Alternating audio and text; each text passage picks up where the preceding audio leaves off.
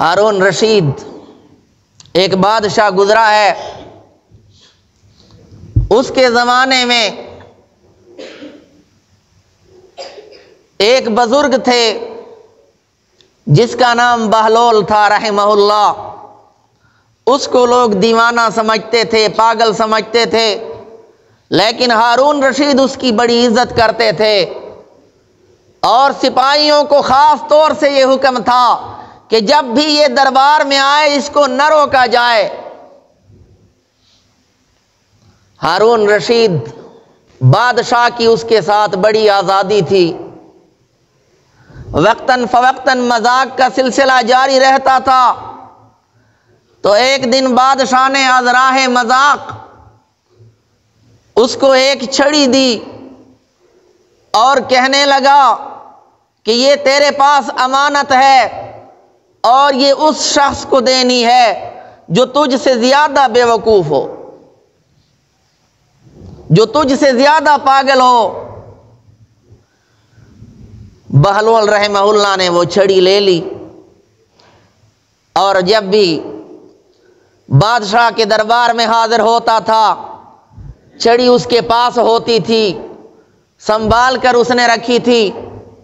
بادشاہ پوچھتا تھا ابھی تک کسی کو نہیں دی، تو عرض کرتا تھا کہ حضور ابھی تک مجھے اپنے سے پاگل، اپنے سے زیادہ بے وقوف کوئی نظر نہیں آیا، کوئی نظر آئے گا تو اسے دوں گا۔ پھر جب ایک مرتبہ ہارون رشید بیمار ہو گئے تو بہلول ان کی بیمار پرسی کے لیے تشریف لے گئے۔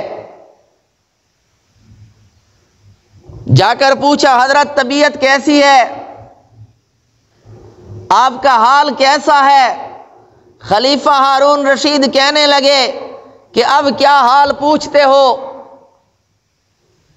اب تو بہت لمبا سفر درپیش ہے۔ بہلول رحمہ اللہ نے پوچھا کہاں کا سفر؟ ہارون رشید کہنے لگے آخرت کا سفر۔ بہلول نے پوچھا واپسی کب ہوگی؟ کہنے لگا یہ تو ایسا سفر ہے جہاں سے واپسی نہیں ہوتی۔ بہلول نے پوچھا کہاں تک کا سفر ہے؟ کہنے لگا بہت دور کا سفر ہے۔ تو بہلول پوچھنے لگا کہ آپ نے پھر اس کے لیے تیاری تو کی ہوگی، اپنی فوج اپنا لشکر تو وہاں بھیجا ہوگا۔ ہارون رشید کہنے لگا تو کیسا احمق ہے، کیسا بے وقوف ہے، تجھے پتہ نہیں کہ اس سفر پہ کوئی بھی ساتھ نہیں جاتا، انسان اکیلا جاتا ہے۔ بہلول نے پوچھا کوئی خادم، کوئی باورچی تو نے وہاں پہلے سے بھیجا ہوگا؟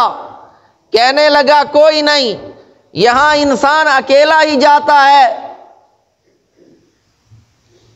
تو بہلول رحمہ اللہ نے وہ چھڑی ہارون رشید کے سامنے کی اور کہا آپ کی یہ امانت میرے پاس ہے، آپ نے کہا تھا اس شخص کو دینی ہے جو تجھ سے زیادہ بے وقوف ہو، تو مجھے آپ سے زیادہ بے وقوف اور کوئی نظر نہیں آیا کہ جب تو نے معمولی سفر پہ جانا ہوتا ہے تو اس کے لیے تیاری کر کے جاتا ہے، فوج تیرے ساتھ ہوتی ہے، باورچی خدام تیرے ساتھ ہوتے ہیں، اور جب اتنا لمبا سفر درپیش ہے کہ جہاں سے واپسی بھی نہیں، اور اس کے لیے تو نے کوئی تیاری نہیں کی،